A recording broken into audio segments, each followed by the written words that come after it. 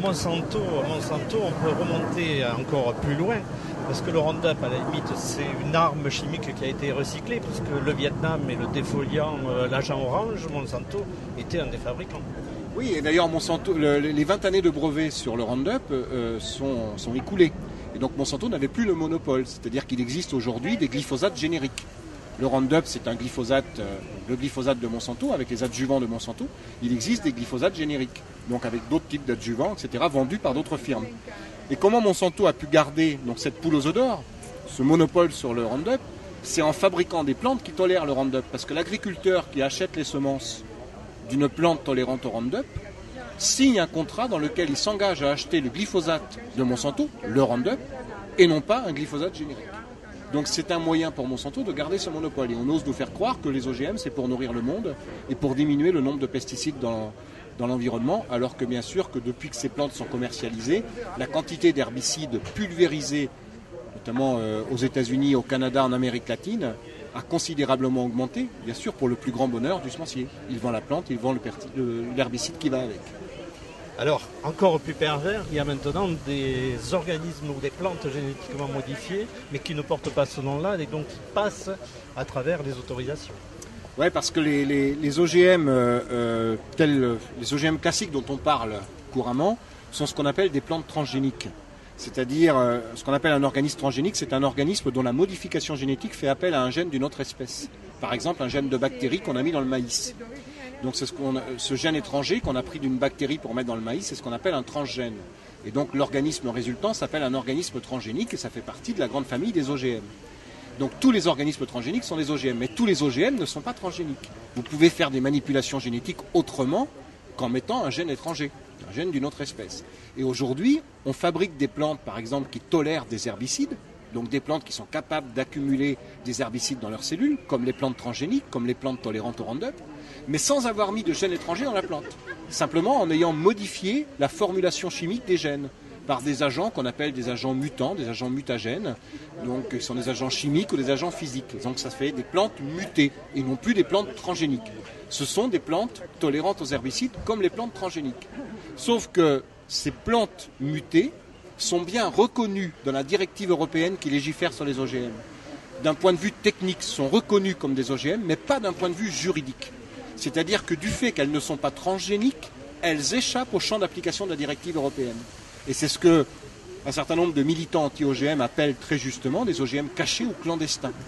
Parce qu'effectivement, on va avoir affaire dans les deux cas à des plantes pesticides, mais la plante transgénique sera légiférée, même si cette législation est extrêmement laxiste, mais elles sont légiférées, alors que les plantes mutées, elles, ne vont répondre à aucune législation, parce qu'on considère effectivement que, n'étant pas transgéniques, eh bien, elles échappent au champ d'application de la directive européenne. Voilà. Enfin, on considère pas, c'est un fait. Alors, après, il y a une solution aussi, c'est la responsabilité des consommatrices et des consommateurs pour bien lire les étiquettes et refuser au maximum d'ailleurs consommer local et donc refuser tous ces produits qui viennent aussi de l'extérieur et demander même l'étiquetage peut-être des animaux si on n'est pas végétarien qui sont consommés. Oui, c'est Coluche qui disait qu'il suffirait que les gens n'en veuillent pas pour que ça ne se vende pas. Ben voilà, c'est ça, c'est tout simplement. C'est-à-dire que chaque consommateur a un pouvoir immense, c'est celui de dire ben moi je refuse de consommer le produit si je n'ai pas la certitude que c'est garanti sans OGM. Et ça, effectivement, ça marche. Ça marche. Alors, faut-il encore...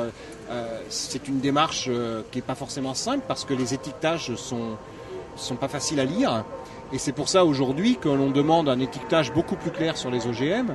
Actuellement, il faut savoir que la traçabilité sur les OGM ne concerne que les produits végétaux directs, c'est-à-dire la boîte de maïs doux, les huiles végétales. Ça ne concerne pas les produits de transformation alimentaire et ça concerne encore moins les produits animaliers. Et donc l'idée c'est de pouvoir obtenir bien sûr une traçabilité claire, c'est-à-dire par exemple pour un produit animalier de pouvoir marquer clairement issu d'animaux nourris sans OGM ou issu d'animaux nourris avec OGM, de façon à ce que le consommateur ait un véritable choix. Et donc là où le consommateur peut agir aujourd'hui, c'est de dire tant que je n'ai pas la certitude que c'est OGM ou que ça ne l'est pas, eh bien je préfère par précaution ne pas acheter ce produit.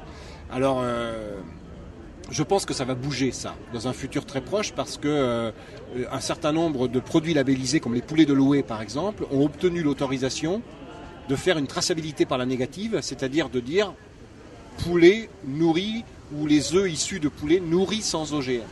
Ça sous-entend que si les œufs d'à côté c'est pas mentionné, c'est peut-être des œufs issus de poules nourries avec des OGM. Donc ça, c'est un bon moyen de faire bouger les lignes. Et il se trouve que les poulets de Loé ont obtenu cette autorisation. Je crois qu'il y a un ou deux autres labels qui ont obtenu cette même autorisation. Et donc, on peut penser que dans les mois ou les années qui viennent, il y ait une véritable traçabilité sur l'ensemble des produits. Et qu'à partir de ce moment-là, les choses vont véritablement changer.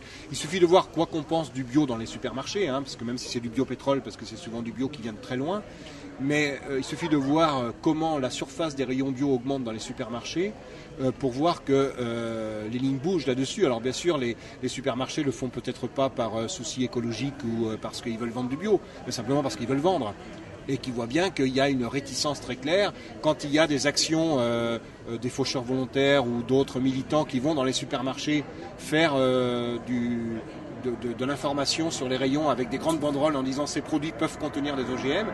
Non seulement il y a un accueil extraordinaire de la part des consommateurs en général, ce qui n'est pas toujours le cas pour les fauchages dans les champs, mais là il y a un accueil extraordinaire et en plus évidemment ça marque des points extrêmement forts parce qu'il suffit que la grande distribution n'en veuille plus parce que ça ne se vend plus pour que tout s'arrête. Par exemple, Monsanto voulait faire du blé OGM, il y avait une filiale de Monsanto en Europe qui était censée développer un blé OGM destiné au Canada.